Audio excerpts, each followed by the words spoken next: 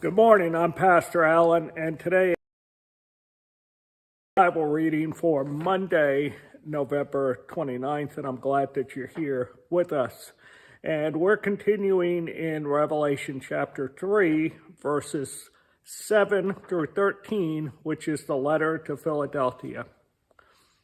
Write to the angel of the church in Philadelphia, thus says the Holy One, the true One, the one who has the key of David, who opens and no one will close, and who closes and no one opens.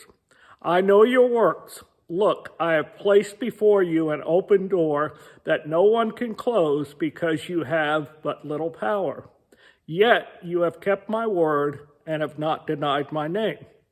Note this.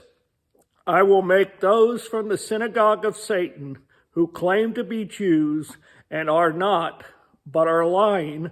I will make them come and bow down at your feet, and they will know that I have loved you.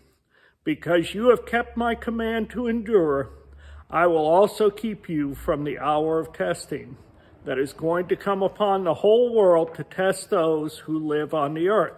I am coming soon. Hold on to what you have, so that no one takes your crown. The one who conquers, I will make a pillar in the temple of my God, and he will never go out again. I will write on him the name of my God and the name of the city of my God, the New Jerusalem, which comes down out of heaven from my God, and my new name.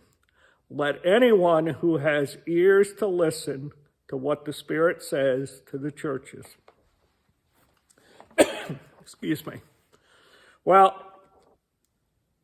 I hope by now, with the reading from the letters to the churches, that you'll see that apparently each church has an angel that God has assigned to them for various reasons. And so there's not much information about it, and it would be a guess to say, well, that's true of this church, and that's true of the church down the road, that we have an angel assigned to us. But the evidence seems to point to it. So that's a good thing to know. And that goes with the emphasis that we find in Revelation, that God says he knows what a church is and what a church does. Now, this letter tells us that there are opportunities and obstacles for the church. Warren Wiersbe says that unbelief sees just the obstacles, but faith sees the opportunity. So hopefully, when we look at the church, this church and other churches, that we don't see the obstacles, but we see the opportunities that God has placed before us. Why? Because Jesus holds the keys. He is in charge of the outcome of things happening. Jesus holds the keys. So he is in charge of the outcome of everything that happens. We have nothing to be afraid of. Nobody can close doors as long as Jesus keeps them open.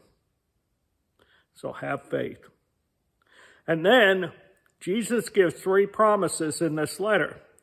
One, in verse 9, that he will take care of enemies of the church, of the people in the church. He will take care of the enemies. In verse 10, it says he will keep the believers from the hour of testing, meaning they will be kept from trials and they will be kept from tribulation. How and when, we don't know that, but that is a promise to this church specifically, and hopefully to all believers at large. And then verse 12, he will make the believers like the pillars in the temple, meaning he will make believers strong and unconquerable and unshakable. and he will write his name, Jesus' name, on the believers. And then at verse 13, we've got the promise. Let anyone who has